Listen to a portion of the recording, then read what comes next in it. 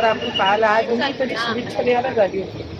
कारण जे इलेक्शन आम्ही या विधानसभेमध्ये लढलो आणि जे निकाल आम्हाला अपेक्षित होता त्याच्यापेक्षाही जास्त निकाल या महाराष्ट्राच्या जनतेने देवेंद्र फडणवीसजींना पाहून जे निकाल दिलेला आहे तर मला वाटतं मुख्यमंत्रीपदी आमचे देवेंद्र फडणवीसजीच विराजमान होणार आहे आणि त्याच्याकरिताच मी आज आली होती आणि शुभेच्छा देते.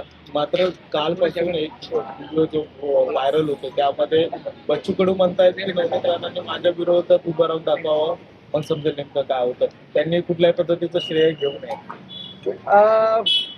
माझं श्रेय तर नाहीच आहे. दादाला एवढंच म्हणून मी कुठे म्हणताय की माझं श्रेय आहे. माझी जनतानी ते बदला घेतलेला आहे आणि जनतानी त्यांची जागा दाखवून दिलेली आहे. येणाऱ्या काळामध्ये सुद्धा ते आपण पाहू.